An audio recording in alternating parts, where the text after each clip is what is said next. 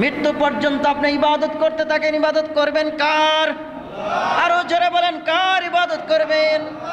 আল্লাহ তাআলার ইবাদত করতে হবে। অন্য কারো গোলামি করা যাবে না, শয়তানের গোলামি করা যাবে না, কোনো পিসাবের গোলামি করা যাবে না, কোনো ইমামের গোলামি করা যাবে না, কোনো চেয়ারম্যানের গোলামি করা যাবে না, কোনো এমপির গোলামি করা যাবে না, কোনো মেম্বারের গোলামি করা যাবে না। গোলামি করতে হলে কার করব? আরো চিৎকার মেরে বলেন, কার? কিন্তু আফসোসের বিষয় ভাই, আজকে জমিনে এমন অবস্থা হয়েছে, আজকে আমরা আল্লাহর গোলামি বাদ দিয়ে মানুষের গোলামি করতেছি।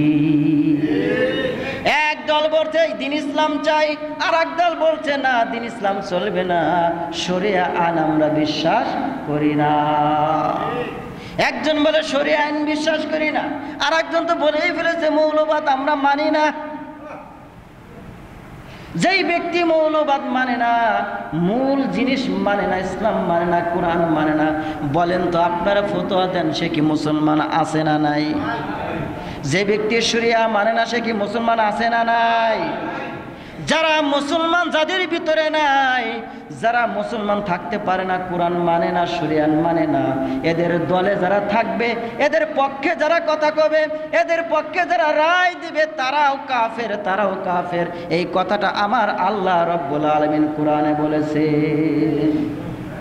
আল্লাহ রাব্বুল আলামিন বলেন, ওয়ামান লাম ইয়াহকুম বিমা আনজালাল্লাহু ফাউলাইকা হুমুল কাফিরুন।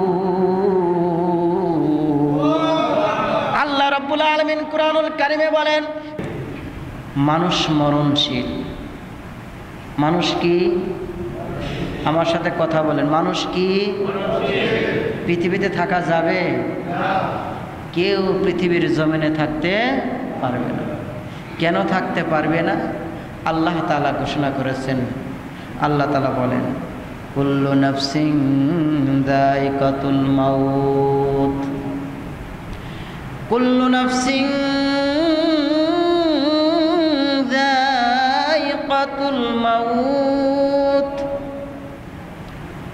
আল্লাহ রাব্বুল আলামিন বলেন, প্রত্যেক প্রাণীর মৃত্যুর স্বাদ গ্রহণ করতে হবে। কুল্লু নাফস মানে প্রত্যেক প্রাণী, যার জীবন আছে, যার প্রাণ আছে, সেই প্রাণীটা মৃত্যুবরণ করবেন। ঘোষণা কার? তাহলে বলেন তো, এই পৃথিবীর জমিনে কি আমি আপনি থাকতে পারবো? পৃথিবীর জমিনে যাকে নিয়ে এত সুন্দর করে আল্লাহ তাআলা বানাইছেন, সৃষ্টি করেছেন, এত সুন্দর করেছেন, আসমান সাজাইছেন, জমিন সাজাইছেন, এত সুন্দর করে সাজাইছেন, যেই মানুষটাকে আল্লাহ তাআলা এত মহব্বত করেছেন, এত মহব্বত করার কারণে ডাক দিয়েছেন হাবিবুল্লাহ। ডাক দিয়েছেন হাবিবুল্লাহ মানে আল্লাহর হাবিব। যাকে আল্লাহ তাআলা হাবিব বলে ডাকেন, যেই মানুষটা কেউ বলেছিলেন নবীকেও যদি আপনি থাকতে চান থাকতে পারবেন, যদি বলেন দুনিয়াতে আপনি থাকতে চান আপনাকে রাখতেও পারবো, আল্লাহর নবী বলেন না না, আমি দুনিয়া থাকতে চাই না, আমি নবী দুনিয়ার মধ্যে থাকতে চাই না, আমি আল্লাহ তোমার দিদার চাই। তাহলে বলেন তো, এই দুনিয়া থাকার জায়গা? থাকা যাবে? থাকা যাবে? কারণ আল্লাহ তাআলা বলেছেন এই দুনিয়া থাকার জায়গা না, এই দুনিয়া থেকে প্রত্যেক প্রাণীর মৃত্যুর স্বাদ গ্রহণ করতেই হবে। আল মাউতু কুল্লু নাসিন শারিবু, আল বাবুন কুল্লু নাসিন দাখিলু। কবি ডাকদা বলেন, ও দুনিয়ার মানুষ, কবর তোমার যেতে হবে। কবরে যাওয়ার আগে তোমাকে একটা জিনিস পান করতে হবে, যেই জিনিসটা মৃত্যু নামক শরবত। মৃত্যু নামক শরবতের পেয়ালা তোমার পান করতেই হবে। এইটা পান করবে না এমন কোনো পৃথিবীর জমিনে কোনো প্রাণী নাই। সবার মৃত্যুর শরবত পান করতে হবে। এরপরে বলেন, কবরের এমন একটা দরজা, যেই দরজা দিয়ে সবার প্রবেশ করতে হবে। ধনী বলেন, গরিব বলেন, রাজা বলেন, বাদশা বলেন, ফকির বলেন, মিসকিন বলেন, দুনিয়ার ভিতরে কেউ থাকতে পারবে না। একদিন ওই কবর নামক দরজা দিয়ে সবার প্রবেশ করতে হবে। সিরিয়াল নাই, সিরিয়াল নাই, কেউ আগে যাবে, কেউ পরে যাবে। এক অবস্থায় আসছে, সিরিয়াল মতো আসছে, বাবা আসছে, সন্তান আসছে, সিরিয়াল মতো আসছে, কিন্তু যাওয়ার কোনো সিরিয়াল নাই। আমার আগে আমার বাবাও যাইতে পারে, আমার আগে আমার দাদাও যাইতে পারে, যাওয়ার কোনো সিরিয়াল নাই। ও মুমিন, মৃত্যুর যখন সিরিয়াল নাই, তুমি কিসের অপেক্ষা করতেছো? কিসের বাড়ি, কিসের গাড়ি, কিসের নারী, কি তুমি করতেছো? সব কিছু তোমার পর, একমাত্র আপন আমার আল্লাহ। চলে যেতে হবে কিনা বলেন? যাবে না? মাটির কবরে যেতে হবে, সবার চলে যেতে হবে। একদিন মাটির ভিতরে হবে ঘর রে মোহনামা, কেন বান্ধ দালান ঘর রে মোহনামার, কেন বান্ধ দালান ঘর। একদিন মাটির ভিতরে হবে ঘর রে মন আমার, কেন বান্ধ দালান ঘর রে মন আমার, কেন বান্ধ দালান ঘর। মাটির ঘরে একদিন যেতেই হবে। মাটির ঘরে যাওয়ার আগে আল্লাহ রাব্বুল আলামিন আমাকে আপনাকে পাঠিয়েছেন দুনিয়ার মধ্যে পরীক্ষা করার জন্য। আল্লাহ রাব্বুল আলামিন সূরা মুলকের ২ নম্বর আয়াতে আল্লাহ তাআলা বলতেছেন, আল্লাযী খলাকাল মাউতা ওয়াল হায়াতা লিয়াবলুয়াকুম আইয়ুকুম আহসানু আমালা ওয়া হুয়াল আজিজুল গফুর। আল্লাহ রাব্বুল আলামিন ডাকতে বলেন, আমি হায়াত দিয়েছি, মত দিয়েছি বান্দা পরীক্ষা করার জন্য। কারণ দেখব তুমি কর্ম কি করো, তুমি দুনিয়াতে কি কাজ করো, আমি এটা দেখতে চাই। হায়াত একটা কর্ম, যতদিন পর্যন্ত এই দেহে প্রাণ থাকবে ততদিন পর্যন্ত আমি আমার আমল নামাটা জারি থাকবে। আমার হায়াত শেষ হয়ে যাবে, আমার আমল নামাটা বন্ধ হয়ে যাবে, ঠিক কিনা? আমার হায়াত যতক্ষণ পর্যন্ত আছে আমার আমল নামা জারি থাকবে। যদি ভালো করি ভালো থাকবে, খারাপ করলে খারাপ আমলটাও জমা থাকবে। কারণ আমার ডান পাশে আমার বাম পাশে দুইজন সাক্ষী আছে না নাই? আরো জোরে বলেন, মুনকার নাকির আছে না নাই? মুনকার নাকির লিখিতভাবে লিখতেছে, ভালো করলে লিখতেছে, খারাপ করলেও লিখতেছে। আমল নামাটা যার যার আমল নামা, যার যার একটা খাতা আছে। স্কুলে যখন ছাত্ররা যখন স্কুলে যায়, পরীক্ষা যখন হয়, বলেন তো একজনের খাতার মধ্যে কি আর একজনের প্রশ্নের উত্তর লিখতে পারে কি? ভাইয়েরা আমার, কথা খুব গভীর মনোযোগ দিয়ে দেখেন। দুনিয়ার জমিনে হায়াত নামক যে খাতাটা তোমার আছে, এই খাতাটা শেষ হয়ে গেলেই তুমি শেষ। কিন্তু খাতাটা জমা হবে আমার আল্লাহর কাছে। আল্লাহর কাছে খাতাটা জমা হয়ে যাবে। এই খাতার ভিতরে, হায়াত নামক খাতার ভিতরে তুমি কি লিখছো, কি করছো, সব জমা আছে না নাই? এজন্য ভাইয়ের আমার, সময় থাকতে আল্লাহর হুকুম পালন করেন, নইলে ধরা খাইলে কিন্তু ছাড় দিবে না। এজন্য চলে যেতে হবে যে কোনো মুহূর্তে, যে কোনো সময়ে আমার আপনার চলে যেতে পারে। কারণ বৃদ্ধ মানুষও আগে যেতে পারে, আবার বৃদ্ধর চাইতে আবার একটা 25 ছেলেও আগে যেতে পারে। বলা কি যাবে নাকি বলেন? যে কোনো সময়ে চলে যেতে হবে ভাইয়ের আমার। মাঝে মধ্যে সকালবেলা, দুপুরবেলা, হঠাৎ করে বিকালবেলা মসজিদের মাইকে এলান হয়ে যায়, অমুক ব্যক্তি ইন্তিকাল করেছে, তাহার জানাজাটা বিকাল 4টার সময় অনুষ্ঠিত হবে। আমার ভাইয়েরা, আমার আপনার নামটাও তো যে কোনো সময় হতে পারে কি পারে না?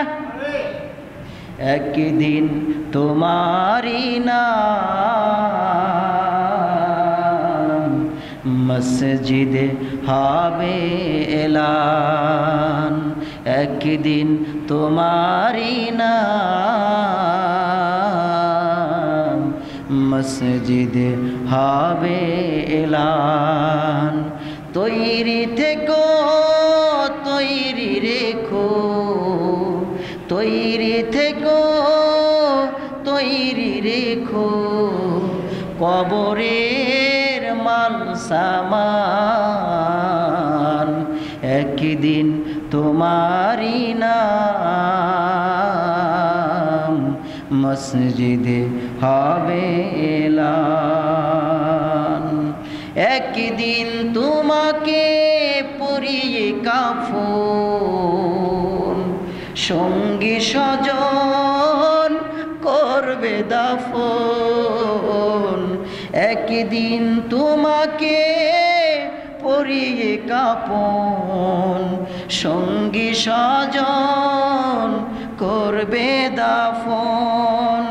হঠাৎ চলে যাবে আদরেরই ধন, প্রিয় মা বাবার ভাসিয়ে নয়ন। তৈরি থেকো, তৈরি রেখো, কবরের মাল সামান, একদিন তোমারি নাম মসজিদে হবে এলান। যে কোনো সময় মসজিদে এলান হতে পারে। আমার ভাইয়েরা, আমার বন্ধুগণ, এজন্য আল্লাহ রাব্বুল আলামিন কুরআনুল কারীমে বলেন, ওয়া'বুদ রাব্বাকা হাত্তা ইয়াতিকাল ইয়াকিন, ওয়া'বুদ রাব্বাকা হাত্তা ইয়াতিকাল ইয়াকিন।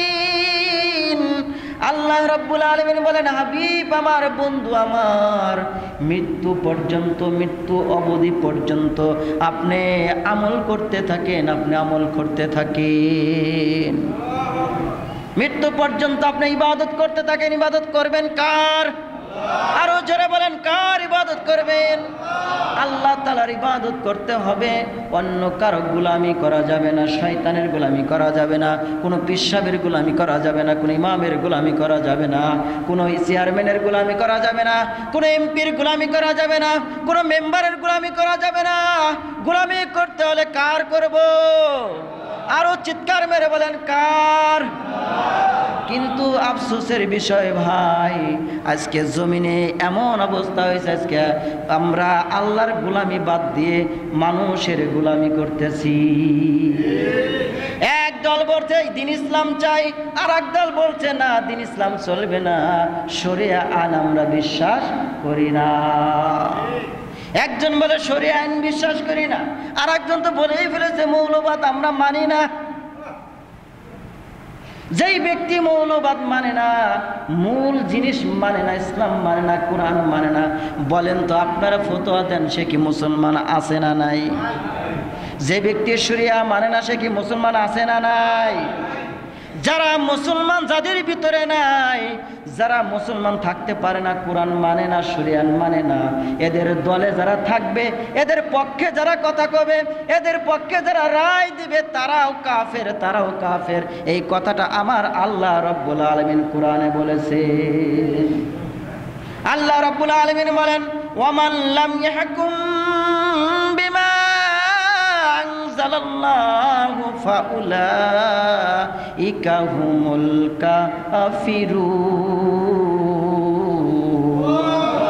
আল্লাহ রাব্বুল আলামিন কুরআনুল কারীমে বলেন, যেই ব্যক্তি আল্লাহ তাআলার বিধান অনুযায়ী বিচার ফয়সালা করবে না, সে হলো কাফের, কাফের, কাফের, কাফের। সে কি? এখন বলেন তো, যারা বলে শরিয়া মানি না, যারা বলে মৌলবাদ বিশ্বাস করি না, তারা কি? কথা সাবধান। মুসলমানের ঘরে জন্ম নিয়ে যদি এই ধরনের কথাবার্তা আসে, ভাইয়ের আমার, খুব হুঁশিয়ার, চোখ কান খোলা রাখতে হবে। ইসলামকে জিন্দা করতে হবে, কোরআনকে জিন্দা করতে হবে, আল্লাহর আইন দুনিয়াতে বাস্তবায়ন করতে হবে। খাস করে বাংলাদেশের যে প্রেক্ষাপট এখন আসছে, আমরা আল্লাহর আইন চাই, কোরআনের আইন চাই। কথা ঠিক কিনা বলেন? সংসদে যদি কোরআনের আইন চালু হয়ে যায়, দেখবেন গোটা দেশ, আমার বিশ্বাস গোটা দেশ শান্তি শান্তি আর শান্তি আসবে।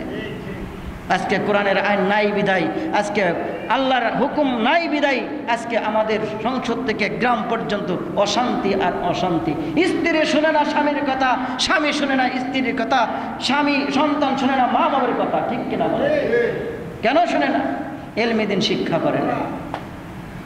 ভাইয়েরা আমার, বন্ধুগণ আমার, বলতেছিলাম আল্লাহ তাআলা দুইটা জিনিস দিয়ে আল্লাহ পরীক্ষা করবেন। আল্লাযী খলাকাল মাউতা ওয়াল হায়াতা, একটা হলো মৃত্যু দিয়ে পরীক্ষা করবেন, দুই নম্বর হলো জীবন দিয়ে পরীক্ষা করবেন। প্রাণ দিয়েছেন কে? যারা বলেন প্রাণ দিয়েছেন কে? হায়াত দিবেন কে? মৃত্যু যখন আসবে মৃত্যুটা দিবেন কে? হায়াত এবং মৃত্যু, এই দুইটা জিনিসের বিনিময়ে আল্লাহ তাআলা পরীক্ষা নেবেন। এই পরীক্ষা নেবেন কারণ এই দীর্ঘ সময়, যে মধ্যবর্তী সময় তুমি জীবনটা কাটিয়েছো, আল্লাহর জমিনে হাঁটছো, আল্লাহর জমিনে ঘুরছো, যখন যেমন মন চায় অবাধে চলাফেরা করেছো, আল্লাহ কখনো তোমাকে বাধা দেয় নাই। আল্লাহ তোমাকে বাধা দেয় নাই, কারণ একটাই, তোমাকে পরীক্ষা করার জন্য পাঠাইছে। তুমি পরীক্ষা তোমার আসবে, কি হবে? ওই খাতার বিনিময়ে তোমাকে ফলাফল দেওয়া হবে। কিন্তু দুনিয়ার ভিতরে শিক্ষক আছে, ছাত্রদের আছে না নাই? শিক্ষকরা যখন ছাত্র ছাত্রীদেরকে পড়ানো হয়, যে সমস্ত ছাত্র ছাত্রীরা পড়ে না তারা দেখবেন বলে ফেল করে, আর যারা পড়ালেখা করে শিক্ষকের কথা মানে তারা পাস করে। দুনিয়াতে একটা কোরআন আল্লাহ তাআলা দিয়েছেন, সুন্নাহ দিয়েছেন। এই সুন্নাহ এবং কোরআন অনুযায়ী যদি আলেম ওলামার কথা মতো যদি চলেন, তাহলে আপনি সাকসেসফুল, তাহলে আপনি পরীক্ষায় পাস করবেন, তাহলে আপনি পরীক্ষায় ফেল করবেন। এজন্য ভাইয়ের আমার, কোরআন হাদিস মোতাবেক চলতে হবে। বলতেছিলাম ভাইয়ের আমার, প্রাণ এই যে দেহের ভিতরে আছে, এই প্রাণ চলে গেলে বলেন তো আমাকে কি আর আমার ঘরের খাটের মধ্যে আমাকে রাখবে? বলেন রাখবে? কেউ রাখবে না। এত দামি মানুষ, কত কষ্ট করে মাথার ঘাম পায়ে ফেলে তুমি কামায় রোজগার করছো তোমার সন্তানের জন্য, কত কষ্ট করে রোদ্রে পুড়ে তোমার স্ত্রীর জন্য কত কষ্ট করতেছে খাওয়ার জন্য, কামাই রোজগার করে কষ্টের টাকা দিয়ে তুমি আপেল আনছো, কষ্টের টাকা দিয়ে তুমি রিজিকের ব্যবস্থা করেছো, তোমাকে সবাই মহাব্বত করতেছে।